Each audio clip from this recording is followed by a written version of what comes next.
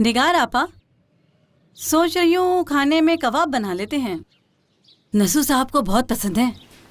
मैं खुद बना लेती, लेकिन मेरा मशवरा तो यह है कि काम करते वक्त मुंह कम और हाथ ज्यादा चलाओ। शायद तुम भूल चुकी हो कि तुम यहाँ पर क्या हो, तो इसलिए तुम हुक्म मत दो और काम करो।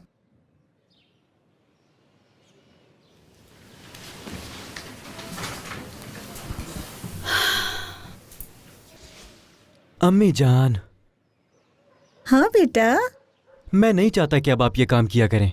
मुझे बताएं क्या करना है, मैं करता हूँ। अरे नहीं मेरे बेटा, मैं कर लूंगी। तुम इतने दिन बाद आए हो, जाके आराम करो, ठीक है? कल रात से तुम मुझसे भाग रही हो। सच बताओ क्या बात है, क्या छुपा रही हो मुझसे? उफ, अब मुझसे ज्यादा सब्र नहीं होता। अब तो जानीर भाई भी आ गए हैं। अब तो मैं और भी एक्साइटेड हूँ। एक शरारती के साथ रहना कितना मुश्किल है ना जानीर भाई। मेरा नहीं ख्याल आप कोई शरारत करती हो। बताओ अम्मी को क्या छुपाया है। तो अब बताओ मुझे।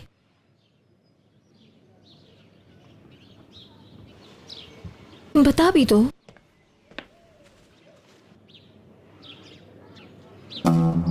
गुल बेटा, ये क्या कर दिया तुमने? या अल्लाह, मुझे सब्र दे।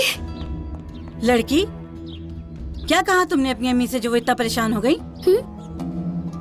जानीर भाई, हम लोग सब मिलके पार्क चले, यानी नाबी को भी लेके चलेंगे। नहीं, तुम्हारी यारी नापी अब बड़ी हो गई है। तुम्हें मैं ले चलता हूँ। अब मजा आएगा। चलो चलते हैं।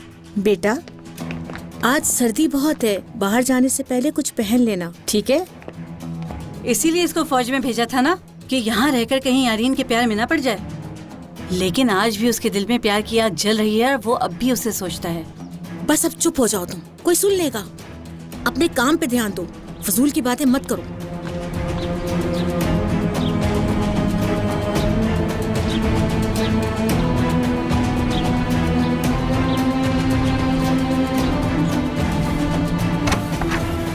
सुने खिजर, क्या हुआ जहरा, इतनी परेशान क्यों? गुल ने मीरान को रेयान का पता बता दिया क्या? है।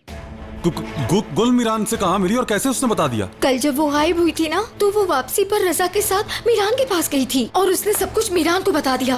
क्या मुसीबत है, ये समझ में नहीं आता। खिजर प्लीज तुम कुछ करो ना। वो अब तक चला भी गया होगा, इससे पहले कि वो रेहान को तकलीफ पहुंचाए। आप जल्दी से वहाँ जाएं और संभालें उसको, मुझे बहुत डर लग रहा है। तुम परेशान मत हो, मैं कुछ करता हूँ। किसी को कुछ मत बताना। और हाँ, जब तक मैं वापस ना आ जाऊँ तुम यहीं पे रहना, कहीं मत जाना।